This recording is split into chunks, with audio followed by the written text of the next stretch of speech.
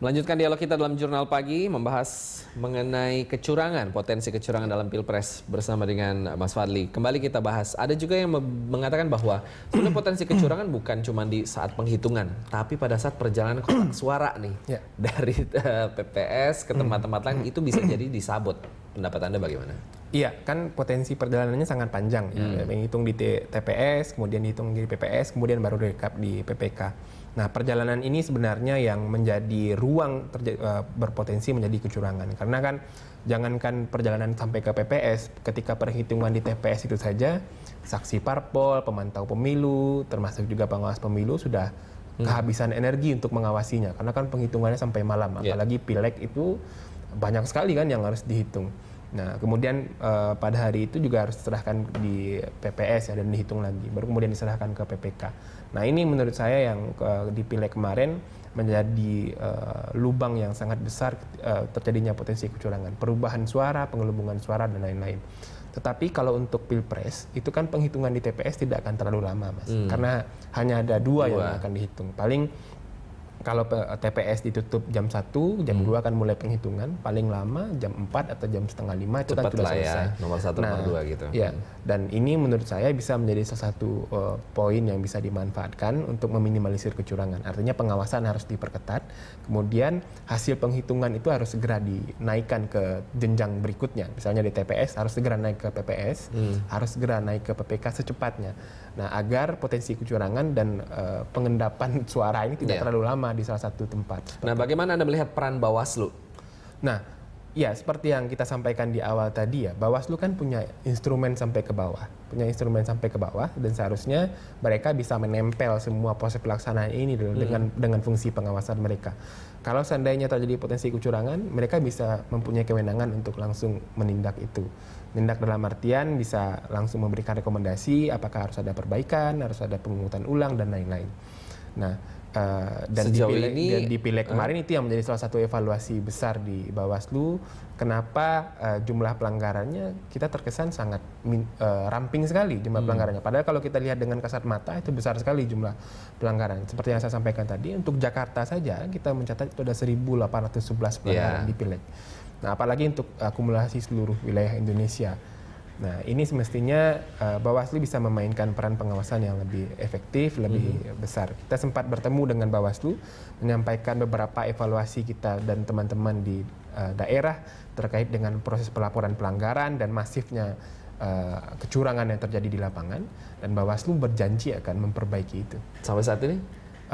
Kita lihat sampai saat ini beberapa proses pengawasan berjalan ya, tapi pelanggaran itu kan memang tidak bisa dibendung. Tapi kita masih berharap, kita masih yakin bahwa Bawaslu akan memainkan peran pengawasan sekaligus sebagai pelaku penindak pelanggaran pertama dalam pemilu. Nah, beralih ke satu soal berikutnya, money politik. Nah, Anda lihat bagaimana potensi kecurangan money politik di Pilpres? Iya, saya yakin memang money politik tidak akan bisa dihentikan. Itu karena memang menjadi salah satu persoalan demokrasi kita. Nah, tetapi jika di pileg kemarin itu trennya masih ada caleg yang memberikan uang ke masing-masing person, langsung, tapi kalau di Pilpres, kalau menurut saya itu tidak mungkin. Bisa mati berdiri capresnya kalau mau membagi-bagikan uang kepada pemilih yang hampir 190 juta. Lalu itu. bagaimana? Nah, tetapi mungkin modusnya lebih kepada memberikan bantuan kolektif melalui RT misalnya tingkat paling bawah, kelurahan ataupun camat. Nah, kemudian dengan inilah kemudian kekuatan itu bergerak kepada pemilih. Nah, ini yang harus kita waspadai. Ini ditambah lagi dengan banyaknya kepala daerah, bahkan menteri yang menjadi bagian langsung dari tim sukses pasangan calon.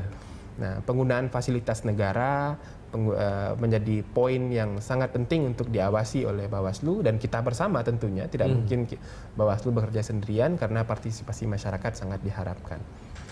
Bagaimana dengan vote buying, membeli suara lewat tokoh-tokoh masyarakat? Iya, sekarang kan kita lihat ya semua kelompok, semua elemen itu seolah-olah diperebutkan, diperebutkan. Banyak ormas yang diperebutkan, banyak ormas yang terkesan saling dukung, saling klaim dukungan seperti itu. Nah, saya yakin ini memang menjadi salah satu kewaspadaan juga. Potensi pergesekan di grassroots sangat besar karena memang yang akan dipilih sudah jelas hanya 2. Bahkan memang kalau di kelompok-kelompok tertentu itu kan memang loyalitasnya sangat besar sekali ya. Kalau di tubuh mereka saja terpecah, apalagi bersinggungan dengan kelompok yang lain, ini sangat besar potensinya menurut saya. Bagaimana caranya untuk mempersempit supaya hal-hal seperti yang tadi vote buying dan money politicsnya benar-benar bisa ditekan selain tadi pengawasan masyarakat, ya kan? Saya berharap lebih kepada kedewasaan dari para masing-masing kandidat tentu saja bersama dengan tim sesnya agar tidak memainkan cara-cara yang tidak baik ya dalam penyelenggaraan pemilu. Salah satunya vote buying, kemudian memberikan atau mengadu domba masyarakat dalam grassroots, dalam artian kelompok masyarakat sekarang tentu sudah terbelah, memberikan dukungan ke salah satu pasangan calon. Nah ini tidak boleh diperuncing dengan misalnya lebih masuk ke dalam jauh lebih masyarakat, melakukan provokasi, melakukan informasi-informasi yang bisa menyulut perpecahan dan keributan di masyarakat. Ini harus segera dihentikan. Nah ini persoalan. Namun sebaliknya persoalan ini sangat masif untuk hari ini.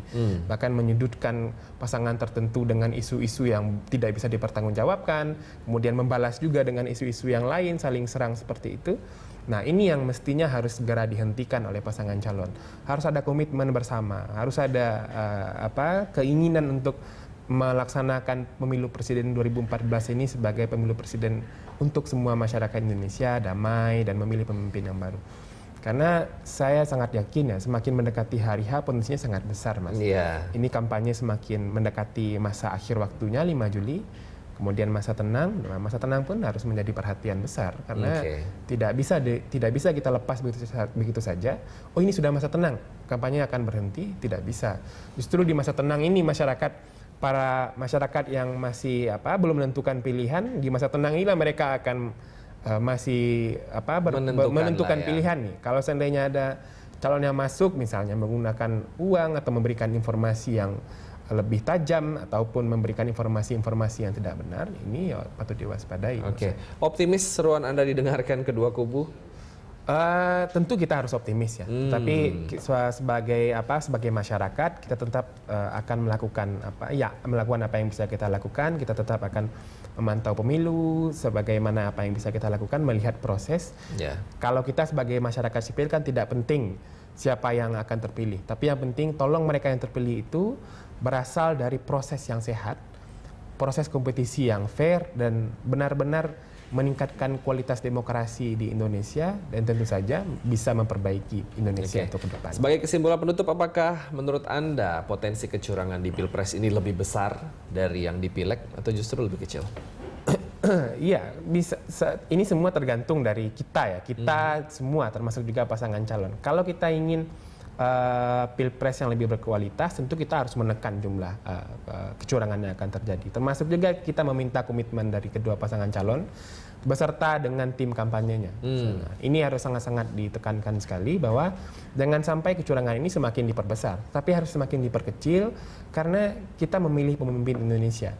Siapapun itu yang akan terpilih nanti, mereka akan jadi presiden Indonesia. Nah, seperti itu. Baik, terima kasih atas kehadirannya di Berita 1, Mas Fadli. Demikian dialog kita dalam Jurnal Pagi membahas potensi kecurangan di Pilpres 9 Juli 2014. Tetaplah bersama kami di Jurnal Pagi untuk informasi menarik lainnya.